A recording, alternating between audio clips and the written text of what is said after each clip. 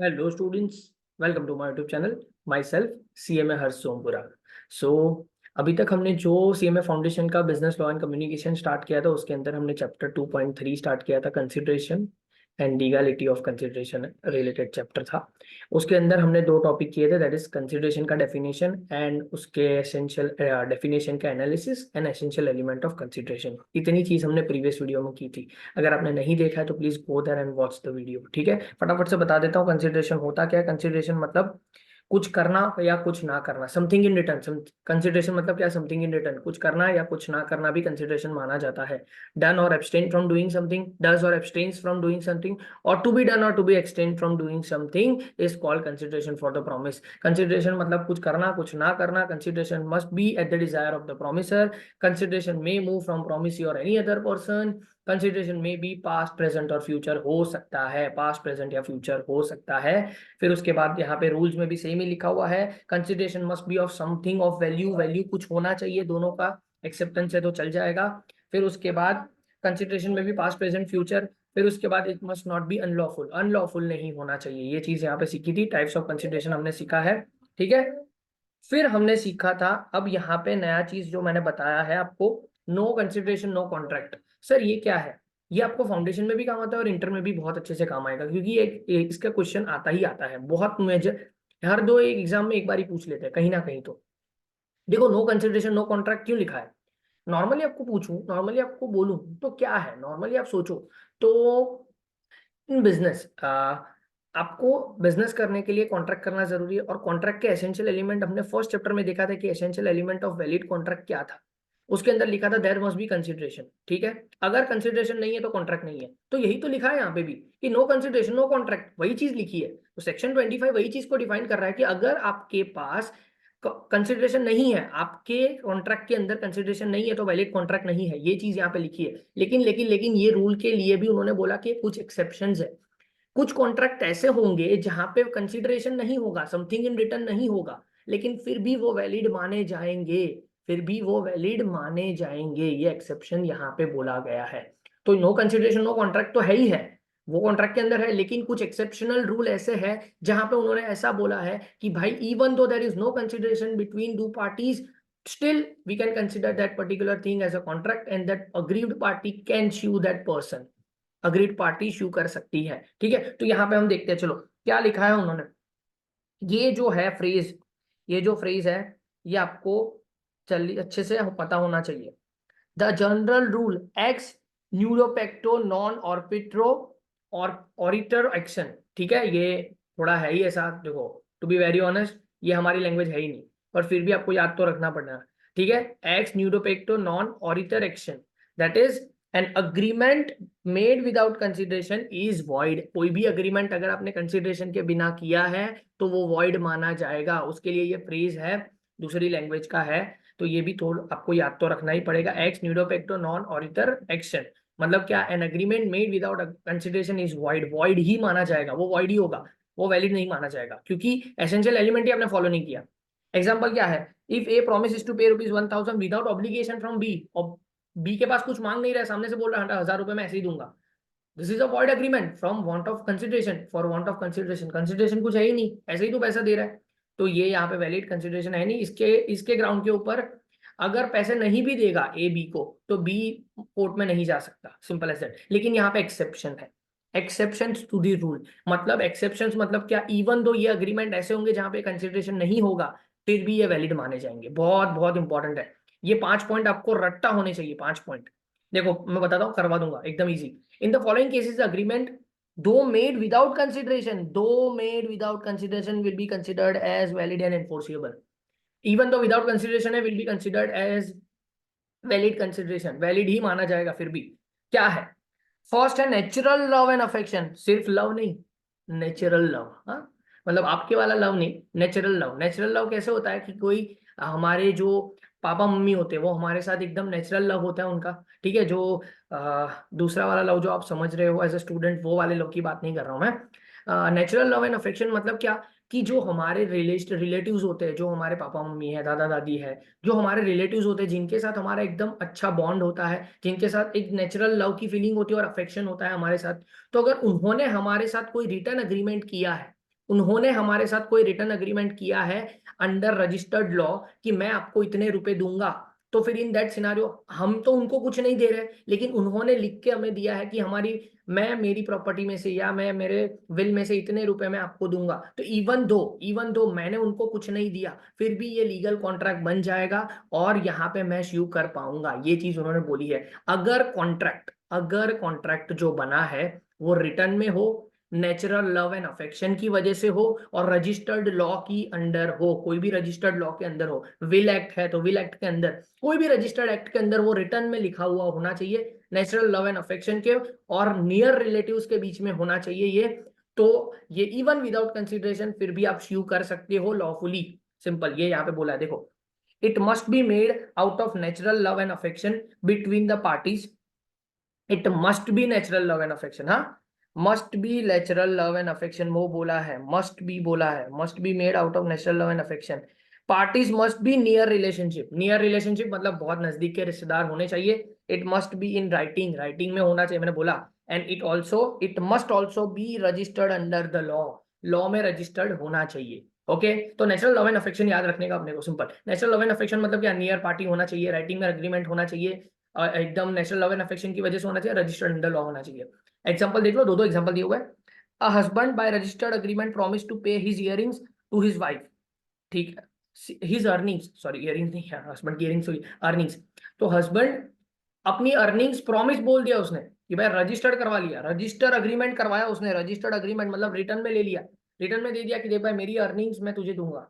Held the agreement दो without consideration was valid, हाँ, wife ने कुछ दिया, वाइफ ने कुछ भी नहीं दिया, फिर भी ये नेचुरल लव एंड अफेक्शन हो गया, क्यों, क्योंकि नियर रिलेशनशिप है, राइटिंग में दे दिया उसने और लॉफुली कर दिया उसने काम, तो ये अग्रीमेंट माना जाएगा।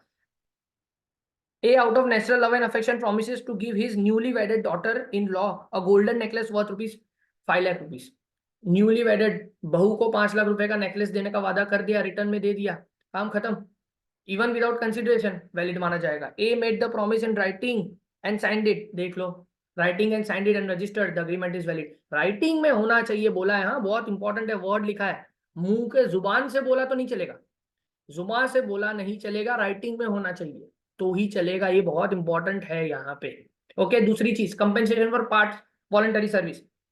आपने पास्ट में वॉलंटरी सर्विस किसी ने किसी को दे दी, मतलब सिंपल बोलूं ना, एग्जांपल दूं तो किसी का बच्चा खो गया है, मैं सिंपल, या तो अभी नया एग्जांपल देता हूँ, किसी का वॉलेट खो गया, ठीक है, किसी का वॉलेट खो गया था, आप चल रहे थे, आपको वॉलेट गिरा हुआ मिला, आपने वॉलेट उठाया, वॉलेट में देखा हाँ भाई यहाँ पे ये पर्सन का है, तो आपने उस पर्सन के फोन को फोन किया और उसको बोला कि देखो भाई आपका वॉलेट यहाँ पे ऐसे गिरा हुआ मिला मुझे, अगर आपका है आप जहाँ पे बोलो वहां पे आके मैं आपको दे के जा सकता हूँ, या तो मैं जहाँ पे बोलूँ वहां पे आप लेके जाओ, ठीक है।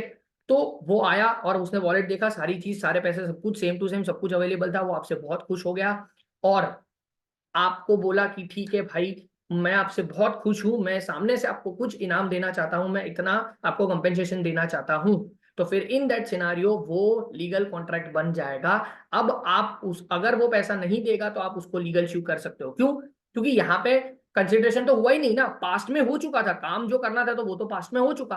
पास्ट वॉलेंटरी सर्विस, वॉलेंटरी मतलब ये तो मैंने वॉलेंटरी किया ना, मैंने सर्विस दिया, मैंने दिया सर्विस लेकिन वॉलेंटरी दिया, अगर चाहता तो मैं सर्विस नहीं देता, ठीक है, वॉलेट को लेके फेंक देता वापस, मुझे कोई लेना देना नहीं है, पर मैंने वॉलेंटरी सर्विस दी, उसको क्या किया, वॉलेंटरी सर्विस दी, सामने वाले ने खुश होके मुझे उसने अपना इनाम दिया, मुझे उसने डिक्लेयर किया कि हाँ मैं पैसे दूंगा तुझे, तो फिर in that scenario even without consideration, अब तो मुझे कोई कंसिडरेशन है ही नहीं ना, वॉलेंटरी सर्विस मैंने कर दी, फिर भी मैं क्या करूंगा, उसके ऊपर स्यू कर सकता हूं। तो compensation for past voluntary service, past में हो चुकी है तो अभी तो कोई नहीं है करंटली, जब कॉन्ट्रैक्ट होगा तब, तो इन दैट तो भी मैं क्या करूंगा, उसके ऊपर स्यू कर सकता हूं।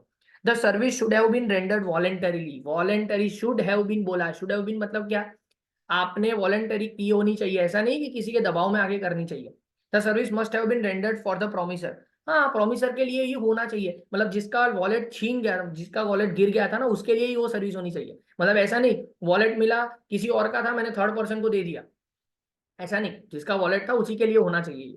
The promisor must be in existent at the time when service were rendered, service render हुई तब वो एग्जिस्टेंस में होना चाहिए, मतलब सर्विस में आप वापस रिटर्न कर रहे थे तब वो बंदा सामने होना चाहिए, मतलब उसके हाथ में जाना चाहिए या उसके एग्जिस्टेंस में किसी को आप देने चाहिए। मतलब कई बार ऐसा होता है कि जिसका वॉलेट था, अब वॉलेट उसके पास था किसी और का था, ठीक है, वॉलेट उसके पास था, किसी और का था, तो थर्ड पर्सन को आप वॉलेट दे रहे हो लेकिन उसकी एग्जिस्टेंस में दे रहे हो, वो होना चाहिए। तो जब आप एग्जिस्टेंस में, प्रोमिसर के एग्जिस्टेंस के अंदर ये वो काम होना चाहिए। And promisor must have intended, intention भी होना चाहिए। Promisor must have intended to compensate the promise. Intention लिखित बिखित कुछ बोला नहीं है, इंटेंशन भी हो गया कि भाई इंटेंडेड कि मुझे देने हैं आपको पैसे, तो सिंपल है, पास वॉलंटरी सर्विस अगर आपने की है और अगर प्रोमिसर ने आपको बोल दिया कि भाई ठीक है भाई, मैं मैं आपको क्या कर दूंगा, पैसे दूंगा, इसका इनाम दूंगा, तो फिर आप लीगल हो गए इवन तो without consideration. P finds R's wallet and gives it to him, R promises to give P 10,000, this is the valid contract. Simple, मैंने जो बताया वही है।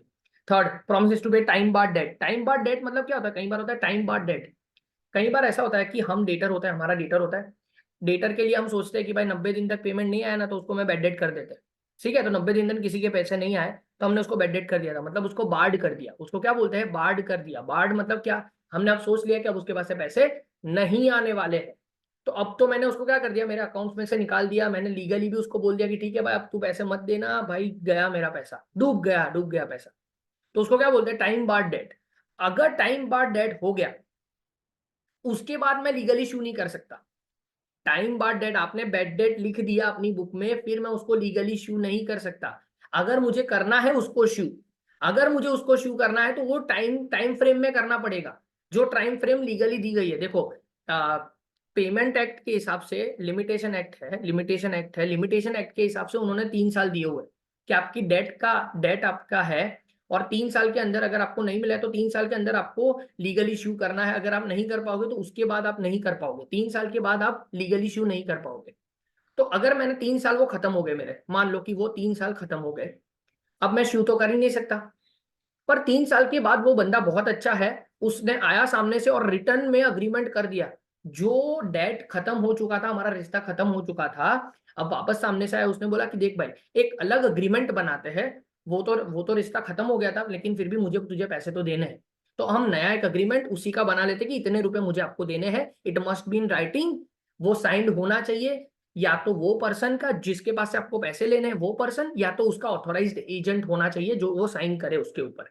अगर ऐसा हुआ तो वापस इवन विदाउट कंसिडरेशन, अब जो नया कॉन्ट्रैक्ट बन रहा है उसके लिए तो आपने उसको कुछ दिया नहीं दिया, जो पुराना वाला कॉन्ट्रैक्ट था उसके लिए तो आपने क्लोजर कर दिया था। अब नया वाला जो कॉन्ट्रैक्ट वो बना रहा है उसके लिए आप उसको कुछ नहीं दे रहे हो, लेकिन फिर भी वो री इन्फोर्स कर रहा है, वापस राइटिंग में आपको लिख के दे रहा है। तो इवन विदाउट कंसिडरेशन, आप तो कंसिडरेशन उसको कुछ दे ही नहीं रहे हो सेकंड कॉन्ट्रैक्ट के लिए, लेकिन फिर भी आप माना जाएगा कि वो आप लीगली इशू कर सकते हो उसको, क्योंकि आपने पहले उसको जो दिया था उसका वापस ये नया कॉन्ट्रैक्ट बना रहे हो। ठीक है, पर वो टाइम बार्ड डेट होनी चाहिए। टाइम बार्ड डेट मतलब क्या, टाइम खत्म हो चुका होना चाहिए वो डेट का, उसके बाद ही ये चीज हो सकती है। ओके, तो promise to pay prime time barred debt, promise to pay time barred debt, तो टाइम बार्ड डेट कोई था और वो बंदा सामने से आया, उसको बोला प्रॉमिस मैं पे कर दूंगा, तो promise must be in writing, देखा, राइटिंग में, और साइंड किसके पास होनी चाहिए, साइंड बाय प्रॉमिसर और इज ऑथराइज्ड एजेंट है। तो प्रॉमिस में बी टू पे द होल और पार्ट ऑफ द डेट, हाँ, प्रॉमिस पूरा पैसा की भी हो सकती है या पार्ट पेमेंट की भी हो सकती है, वो उनके ऊपर है, उन दोनों के ऊपर है कि वो कैसे चूज करना चाहते हैं। Example, A owes ₹1,000 but the debt is barred by limitation act, A sign the return promise to pay 500 on account of debt.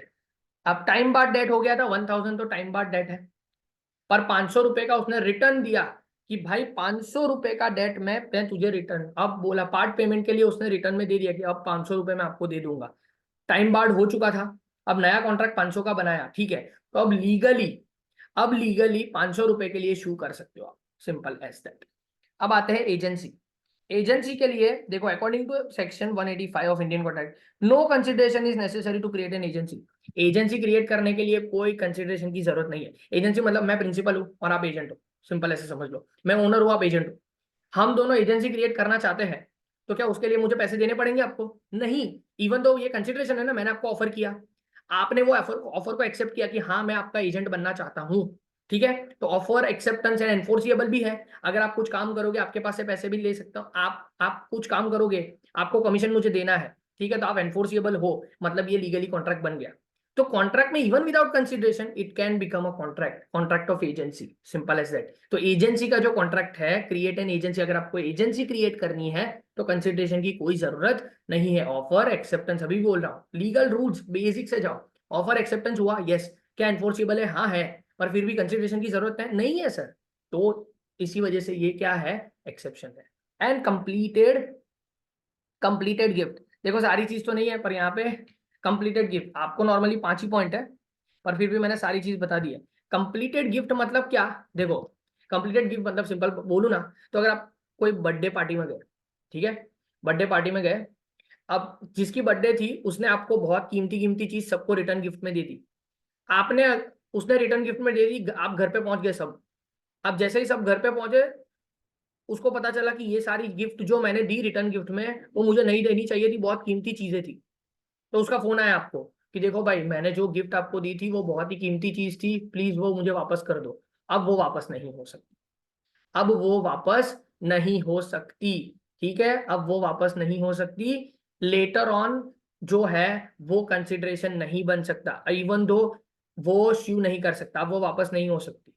अब वो ऐसा नहीं कर सकता कि देखो भाई मैं ओनर हूं तो मुझे वापस चाहिए। तो कंप्लीटेड गिफ्ट मतलब क्या, एक बारी कंप्लीटेड गिफ्ट हो गई तो फिर उसके बाद नो कंसिडरेशन, फिर कंसिडरेशन नहीं भी होगा तो भी लीगल कॉन्ट्रैक्ट माना जाएगा। ऐसा नहीं है यहाँ पे देखो, क्यों, रिटर्न गिफ्ट में उसने तो उसको दे दिया, कंसिडरेशन में कुछ दिया आपने, जिसकी बर्थडे थी उसने आपको रिटर्न गिफ्ट दे दिया और आपने उसको कुछ दिया नहीं, फिर भी अगर वो रिटर्न मांगेगा तो भी आप नहीं दोगे तो भी चलेगा, क्यों, क्योंकि उसने वॉलेंटरीली आपको गिफ्ट दिया था, return gift, simple as that. तो कोई भी सामने वाला पर्सन आपको वॉलेंटरीली गिफ्ट दे रहा है, उसके बाद वो रिकवर करना चाहे तो भी आप नहीं करोगे तो चलेगा, वो लीगल कॉन्ट्रैक्ट ही है, इवन विदाउट कंसिडरेशन, अब आप वापस उसको नहीं करोगे तो चलेगा।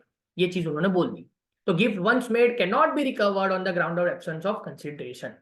हाँ, एक बार गिफ्ट दे दिया उसके बाद आप बोलोगे उसने तो मुझे कंसिडरेशन दिया ही नहीं था, मुझे वापस चाहिए ये सारी चीज, ऐसे ग्राउंड के ऊपर आप नहीं कर सकते क्योंकि गिफ्ट कंसिडरेशन के बिना की होती है।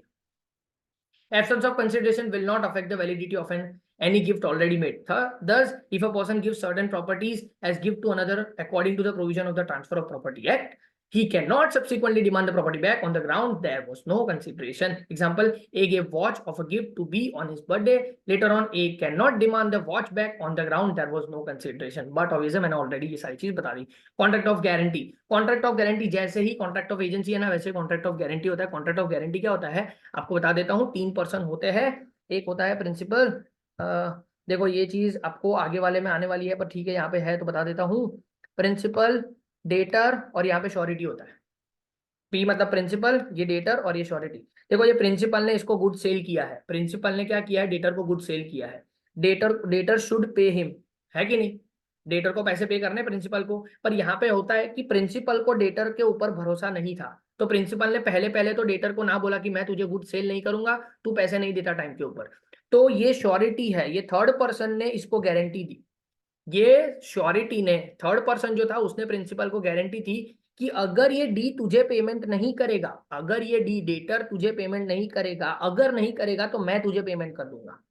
तो इसने, इसमें क्या हुआ, गारंटी दी, किसने, श्योरिटी ने डी के बिहाफ पे प्रिंसिपल को, डेटर के बिहाफ पे प्रिंसिपल को गारंटी दी। सिर्फ गारंटी कॉन्ट्रैक्ट हुआ, क्या इसके लिए कॉन्ट्रैक्ट करने के लिए पैसे लगे यहाँ पे, नहीं लगे।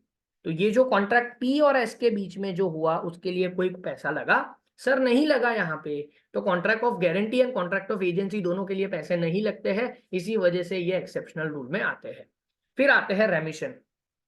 अब रेमिशन मतलब क्या, कुछ लेसर अमाउंट, कुछ लेसर अमाउंट। कई बार होता है कि हमारा क्रेडिटर है, कई बार होता है कि मेरा क्रेडिटर है, क्रेडिटर के क्रेडिट, मुझे क्रेडिटर को 5,000 रुपए देने हैं। अब क्रेडिटर बहुत खुश हो गया, अचानक से उसने बोला ठीक है तू 4,000 रुपए दे, 1,000 रुपए का डिस्काउंट दे दे चलेगा। फिर बाद में वो ऐसा नहीं बोल सकता कि 1,000 रुपए ला मैंने तुझे डिस्काउंट दिया था, नो। एक बार तूने ही रेमिशन मतलब कुछ कम, lesser amount than the contract amount, lesser amount than the contract amount, contract में जो कंसिडरेशन आपने डिसाइड किया था उससे कुछ कम।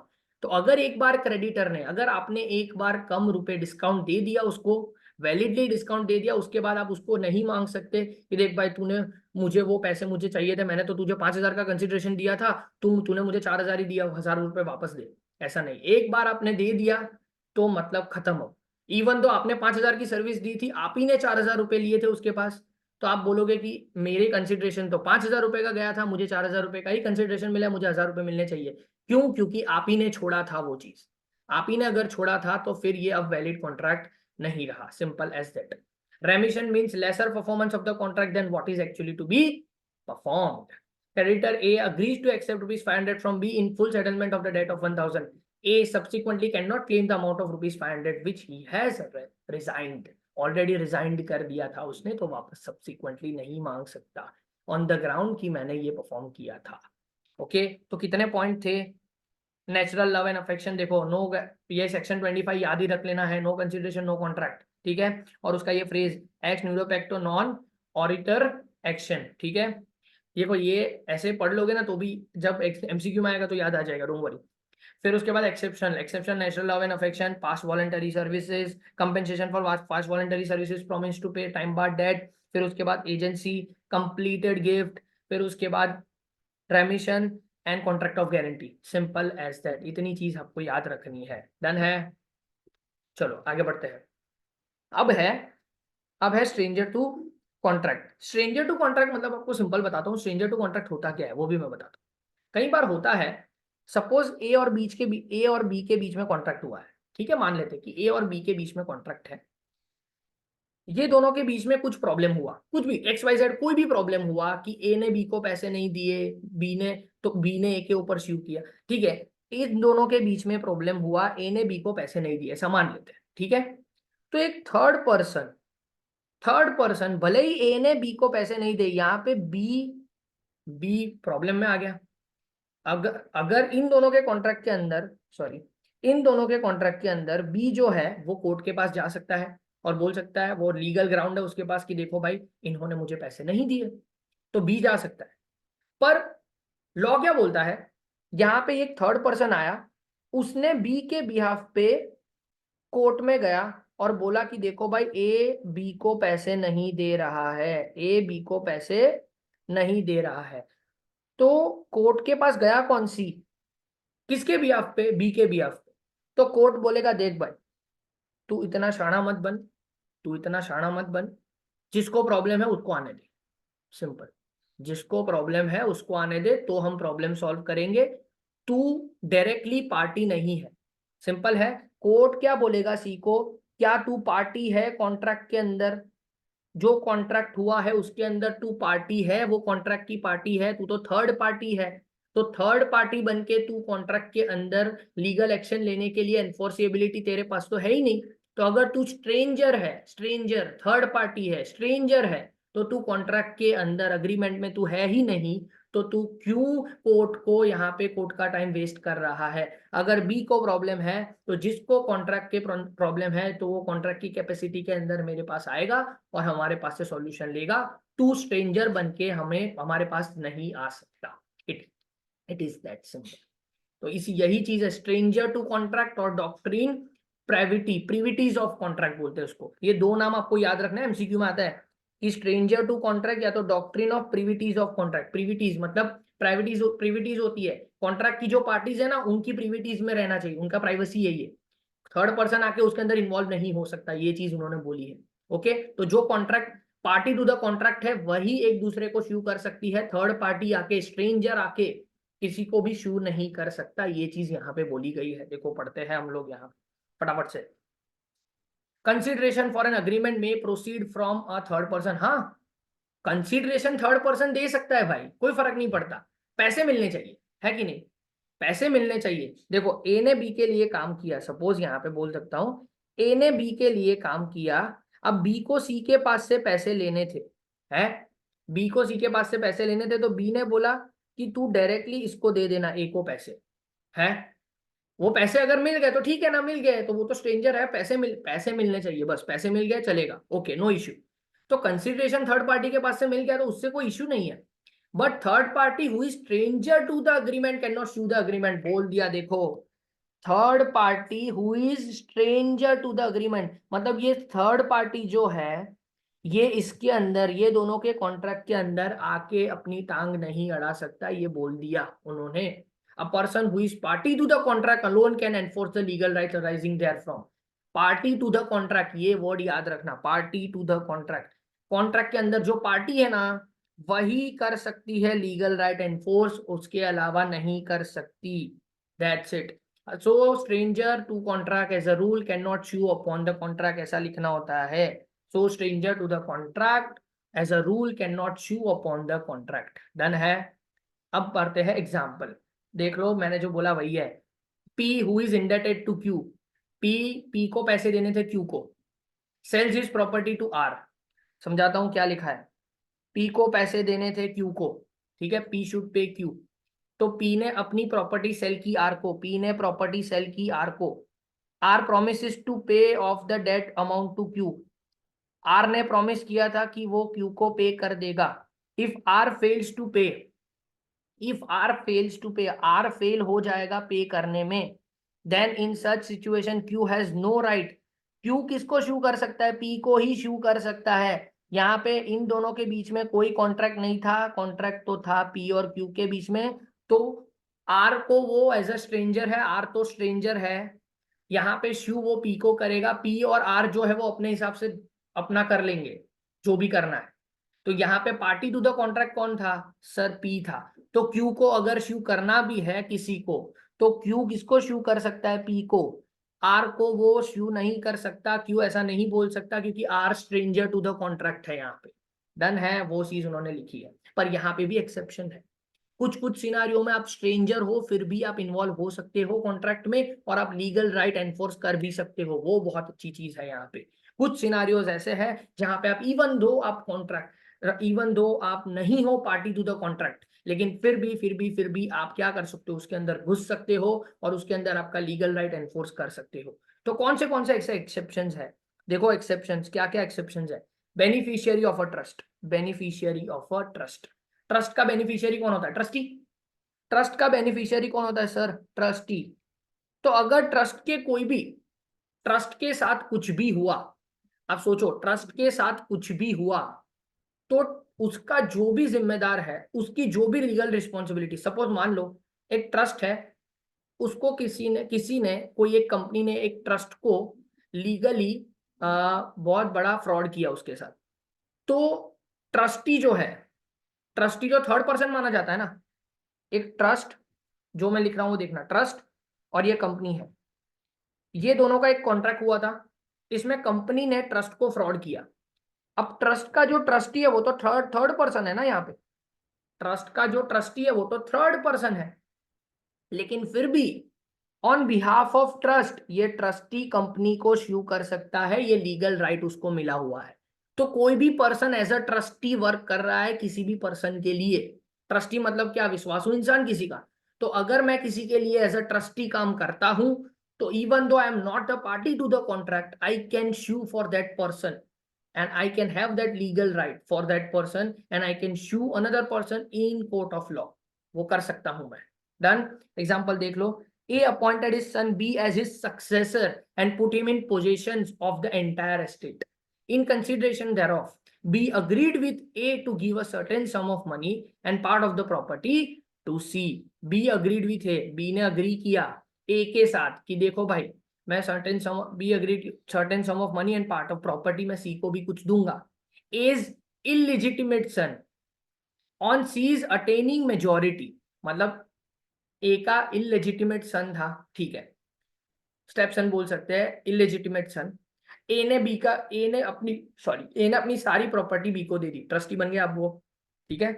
फिर बी के पास से बी को उसने बोला था कि देख भाई सी अब छोटा है, अभी इलेजिटिमेट सन है, जब मेजोरिटी आएगी वो माइनर से मेजर हो जाएगा, तो उसको अपना पार्ट दे देना। Hence the trust was created in favor of C for specified amount in property, hence C was entitled to maintain a suit। हाँ, यहाँ पे कॉन्ट्रैक्ट ए और बी के बीच में हुआ था। अगर सी जो है वो तो थर्ड पार्टी है ना, लेकिन ट्रस्टी कौन है? सी है यहाँ पे सी ट्रस्टी है। क्यों? क्योंकि उसको यहाँ पे पोजीशन दे दिया था, जब जैसे ही वो मेजर हो जाएगा, अगर वो पार्टी नहीं है ये दोनों के बीच में, तो भी पैसे लेने के लिए वो बी को श्यू कर सकता है, ये पार्टी बन सकता है even though he is not a party to the contract. क्यों? क्योंकि यहाँ पे उसके नाम का ट्रस्ट बनाया गया है, trustee, beneficiary of a trust, beneficiary of a trust, beneficiary बन गया। ये क्या बन गया? बेनिफिशियरी बन गया। सी जो है वो एक बेनिफिशियरी बन गया ये कॉन्ट्रैक्ट के अंदर, उसको बेनिफिट मिल रहा है। Done. Provision in marriage settlement, marriage settlement में प्रोविजन जो होता है वो तो मैरिज सेटलमेंट, बट ऑब्वियस है, देखो एग्जांपल के थ्रू ही पता चल जाएगा। मैरिज सेटलमेंट में क्या होता है, थर्ड पार्टी बन जाती है, जो भी सेटलमेंट हो जाता है उसके बाद लेकिन फिर भी वो स्ट्रेंजर टू द कॉन्ट्रैक्ट है, फिर भी वो एंटाइटल हो जाती है। फैमिली अरेंजमेंट और compromises made among male members, देखो कई बार होता है, आपको बता देता हूँ नॉर्मली क्या होता है कि फैमिली अरेंजमेंट होता है, सपोज 3 भाई है, ठीक है, तो 3 भाई है तो तीनों भाई की बीवी भी होगी, मान लेते हैं ऐसा, ऐसा नहीं है कि शादी हो ही जाए, पर ठीक है शादी हो गई है, ठीक है, तो तीनों भाई है, तीनों भाई की बीवी भी है। अभी वो जॉइंट फैमिली है, जॉइंट फैमिली के अंदर टुकड़े हो गए, अब तो तीनों भाई अलग हो गए, तीनों भाई अलग हो गए। अब वो तीनों भाई का कॉन्ट्रैक्ट था ना, अंदर अंदर तीनों भाई का कॉन्ट्रैक्ट था, लेकिन फिर भी यहाँ पे कुछ झगड़े हुए, तो उनकी वाइफ जो है as a party to the contract stranger है, भले ही वो स्ट्रेंजर है, लेकिन मैरिज सेटलमेंट थे, मैरिज सेटलमेंट की वजह से कुछ भी प्रॉब्लम हुआ, मैरिज सेटलमेंट की वजह से कुछ भी प्रॉब्लम हुआ, तो इवन दो मैरिज सेटलमेंट की वजह से कुछ भी प्रॉब्लम हुआ ना, यहाँ पे कि मैरिज की वजह से ये तीनों लोग अलग हो गए और उनका कुछ अग्रीमेंट बना, ये सारी चीजें हुई, तो इवन दो जो वाइफ्स है वो स्ट्रेंजर टू द कॉन्ट्रैक्ट है, वो पार्टी में आ सकती है, मतलब वो शू कर सकती है, यही चीजें यहाँ पे भी लिखी है। देखो, फैमिली अरेंजमेंट और compromises made among male members for the benefit of female members of the family can be enforced by the female members although the female members are not party to the those arrangement. कई बार होता है, देखो ये 3 भाई है, और एक एग्जांपल देता हूँ, बेस्ट एग्जांपल, 3 भाई है, 3 भाई की मम्मी है, ठीक है ना, बट ऑब्वियस है, तो उन्होंने उन्होंने अपनी मम्मी के लिए वादा किया था उन्होंने कि भाई हम हमारा शेयर जो है कुछ मम्मी के लिए छोड़ देंगे, सिंपल एज दैट। तो अब भले ही वो पार्टी टू द कॉन्ट्रैक्ट नहीं है, उनको अपनी विल में पैसे तो उनको 3 को मिल गए, वो पार्टी टू द कॉन्ट्रैक्ट नहीं है मदर, लेकिन फिर भी वो पार्टी वो शू कर सकती है तीनों को। क्यों? क्योंकि लीगली उसके ऊपर राइट है उनका, भले ही वो पार्टी टू द कॉन्ट्रैक्ट नहीं है, लीगली राइट है, क्योंकि फैमिली सेटलमेंट होता है, प्रोविजन होता है, मैरिज सेटलमेंट होते हैं, तो इसमें ये लीगली राइट उनको मिल जाता है फीमेल मेंबर्स को, कि वो भले ही पार्टी टू द कॉन्ट्रैक्ट ना हो, पार्टी में घुस सकती है। Okay, two brothers on partition of the family property agree to pay ₹300 in equal share to the mother for the maintenance. देख लो, मेंटेनेंस मतलब अग्रीमेंट हुआ ना, यहाँ पे प्रोविजन हुआ ना कि मैरिज सेटलमेंट हुआ तो पार्टीशन हुआ, मैरिज हुआ तो पार्टीशन हो गया, पार्टीशन हुआ तो यहाँ पे उन्होंने डिसाइड किया कि हर महीने हम भाई 300 रुपए अपनी मम्मी को मेंटेनेंस के लिए देंगे। अब सेटलमेंट तो किसके बीच में हुआ? दोनों भाई के बीच में हुआ, पार्टीशन दोनों भाई का हुआ ना, तो फिर थर्ड पार्टी है मदर, लेकिन फिर भी मदर यहाँ पे मेन पार्टी बन सकती है। यहाँ पे बोला it was held that the mother though a stranger could enforce the provision in her favour, but obviously stranger है फिर भी प्रोविजन एनफोर्स कर सकती है। फिर है ये पॉइंट बहुत इंटरेस्टिंग है, प्रोविजन फॉर मेंटेनेंस ऑफ और marriage expense of female members under a family arrangement. एक फैमिली अरेंजमेंट होता है, पता है, सपोज ये मदर एंड फादर है, ए और बी मदर एंड फादर है, सी उसकी डॉटर है, ठीक है। अब मदर एंड फादर ने ये डॉटर के मैरिज के लिए या उसके उसके परवरिश के लिए, ये सारी चीज के लिए प्रोविजन किया था, प्रोविजन किया था, सपोज प्रोविजन किया मतलब बैंक में पैसे संभाल के रखे, ये सारी चीज फैमिली वो इसकी पूरी लाइफ के लिए ये सारी चीज की गई, ठीक है। फीमेल मेंबर की बात है, हाँ, female member under family arrangement, तो ये फीमेल मेंबर्स के लिए, ये फीमेल मेंबर है जो सी, उसके लिए ये ए और बी ने क्या किया था, एक फैमिली ने वो सारे प्रोविजन किए थे उसकी लाइफ के लिए। तो यहाँ पे तो ये प्रोविजन तो किसके बीच में हुआ था सर? ये तो इन लोगों के बीच में हुआ था कि हम सेट इसके साथ ये तो थर्ड पर्सन है, इसने कुछ कंसिडरेशन दिया क्या? सी ने तो कुछ कंसिडरेशन दिया ही नहीं है ना, तो कुछ पार्टी है, लेकिन फिर भी ये उसके लिए हुआ है, इसी वजह से ये फीमेल मेंबर है, तो फीमेल मेंबर के मैरिज के लिए ये सारी चीज के लिए अगर कुछ भी हुआ है तो वो still party to the contract बन सकती है, और वो यहाँ पे शू भी कर सकती है उनको, सिंपल एज दैट। फिर आते हैं assignee of the contract. Assignee of the contract, देखो असाइनी मतलब क्या होता है, सिंपल सिंपल बोलू ना, कि सपोज एक हस्बैंड है, हस्बैंड ने सपोज एक ये इंश्योरेंस कंपनी है और ये ए है और ये उसकी वाइफ बी है, इंश्योरेंस कंपनी के पास से ए ने अपनी पॉलिसी ली, इंश्योरेंस कंपनी ने, इंश्योरेंस कंपनी के पास से ए ने अपनी पॉलिसी ली, ऐसा मान लो, सिंपल है। तो यहाँ पे कॉन्ट्रैक्ट तो ये दोनों के बीच में है, लेकिन ए ने क्या किया, ए ने क्या किया, अपना कॉन्ट्रैक्ट जो था वो असाइन कर दिया बी को। मतलब ए, कई बार होता है ना कि मैं मेन मेंबर मैं हूँ, पॉलिसी का मेन मेंबर मैं हूँ, लेकिन बेनिफिशियरी में मेरी वाइफ है, लेकिन अब मैं ऐसा कर देता हूँ, मेरा पूरा कॉन्ट्रैक्ट जो है मेन मेंबर में से मैं हट जाता हूँ, मेरा पूरा कॉन्ट्रैक्ट जो है मेरी वाइफ को मैं असाइन कर देता हूँ। तो इन दैट सिनारियो जैसे ही मैंने असाइन किया थर्ड पर्सन को, तो वो थर्ड पर्सन है फिर भी वो कॉन्ट्रैक्ट में वैलिडली एंटर कर सकती है, और फिर भी उसके अंदर वो राइट ऑब्लिगेशन है, उसके पास राइट्स है कि वो यहाँ पे अपना लीगल राइट एनफोर्स कर सके, क्योंकि मैंने एक पार्टी टू द कॉन्ट्रैक्ट ने उसको असाइन कर दिया। तो अगर कोई पार्टी टू द कॉन्ट्रैक्ट है, उसने अपना लीगल राइट किसी और को असाइन कर दिया, तो वो थर्ड पर्सन इसके अंदर आ सकता है और इसके बाद वो लीगली क्या कर सकता है, अपनी चीजें मांग सकता है। Simple as that. The benefit of a contract may be assigned, assign कर सकते हो बेनिफिट ऑफ द कॉन्ट्रैक्ट, आप बेनिफिट असाइन कर सकते हो। The assignee of a contract, assignee मतलब ये बी जिसके ऊपर आपने असाइन किया, can enforce the benefit of a contract though he is not a party to the example. A assigns his insurance policy in favour of his wife, the wife can enforce his although she is not a party to the contract. यही मैंने बोला। Acknowledgement of liability, देखो stranger, acknowledgement of liability मतलब suppose A और B, ए के पास मैंने बोला, अब यहाँ पे देखना बहुत मजा आएगा। आप बोलोगे सर इनिशियली आपने कुछ और बोला था, अब यहाँ पे कुछ और बोल रहे हो, लेकिन मैं एक वर्ड ज्यादा बोलूंगा, लॉफुली बहुत अलग चीज है ये। ए को पैसे देने थे बी को, ठीक है, ए को पैसे देने हैं बी को, सी यहाँ पे खड़ा है, तीनों लोग एक ही जगह पे खड़े हैं, तीनों लोग एक ही जगह पे खड़े हैं। बी ने ए को बोला, बी ने ए को बोला ए को पैसे देने थे बी को, ठीक है। तो ए ने बी को बोला कि देख भाई, मुझे सी के पास से पैसे तो लेने ही है, मुझे क्या करना है, मुझे सी के पास से पैसे तो लेने ही है, तो सी तुझे पैसे दे देगा, मुझे पैसे देने की जगह पे सी तुझे पैसे दे देगा, ठीक है। अब यहां पे क्या हुआ, इसने, सी ने कुछ बोला ही नहीं, साइलेंस में रहा। अगर आपके सामने कुछ कन्वर्जेशन आपके रिलेटेड हो रही है, आपके सामने कुछ कन्वर्जेशन आपके रिलेटेड हो रही है और आप शांत रह रहे हो, मतलब आप एक्नोलेज कर रहे हो कोई चीज को, आप शांत रह रहे हो मतलब आप एक्नोलेज कर रहे हो। Sometimes silence becomes, silence do becomes acknowledgement, ठीक है। तो यहाँ पे सी ने सपोज एक्सप्रेसली एक्नोलेज कर दिया कि हाँ भाई मैं दे ही दूंगा, मैं एक्नोलेज कर रहा हूं कि मैं तुझे पैसे दे दूंगा, एक्नोलेज कर दिया उसने। अगर एक्नोलेज कर दिया उसने, रिटर्न में दे दिया कि भाई हाँ मैं पैसे दे दूंगा, ठीक है चलेगा, तो फिर इन दैट सिनारियो अब सी भी पार्टी हो गई। अगर उसने एक्नॉलेज कर दिया, मैं बोल रहा हूं एक्नॉलेज कर दिया, इन रिटर्न लीगली एक्नॉलेज कर दिया, तो फिर इन दैट सिनारियो वो पार्टी टू द कॉन्ट्रैक्ट बन जाएगा। और पार्टी टू द कॉन्ट्रैक्ट अगर बन गया तो इन दैट सिनारियो वो शू कर सकता है लीगली। बी अब क्या कर सकता है, सी को भी शू कर सकता है, even though he is not a party to the contract, stranger है तो भी हो सकता है, घुस सकता है। देखो यहाँ पे बोला एक्नॉलेजमेंट ऑफ लायबिलिटी, तो मतलब आप लायबिलिटी एक्नॉलेज कर देते हो। अगर आप लायबिलिटी एक्नॉलेज कर देते हो तो फिर इन दैट सिनेरियो वो स्ट्रेंजर टू द कॉन्ट्रैक्ट को आप क्या कर सकते हो, शू कर सकते हो। यहाँ पे बी सी को शू कर सकता है, ये मैं बोल रहा हूं, एक चीज चेंज है देख लेना। यहाँ पे क्या था, third party party to the contract को शू करने की बात, यहाँ पे सी बी को शू करने की बात कर रहा था, यहाँ पे बी सी को शू करने की बात कर रहा है, ये फर्क है।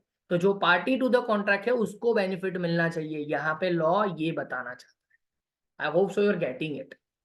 थोड़ा ध्यान से देखना, वापस मैं बोल रहा हूँ जो भी था, वहां पे क्या था, party to the contract, stranger कुछ शू करना चाहता था, यहाँ पे party to the contract sue करना चाहती है, ठीक है। तो अब स्ट्रेंजर को, अब स्ट्रेंजर भी शू कर सकता है कई बार। तो स्ट्रेंजर कई बार क्या होगा कि ये स्ट्रेंजर को, आपने तो पार्टी टू द कॉन्ट्रैक्ट था, को पैसे लेने थे, लेने देने थे, तो वहां पे भी वही चीज था, वहां पे भी वही चीज है, वहां पे भी वही चीज है, पर यहाँ पे क्या हो सकता है, थर्ड पर्सन भी शू कर सकता है, ठीक है। थर्ड पर्सन भी यहाँ पे भी शू कर सकता है अगर acknowledgement party to the contract ने किया है।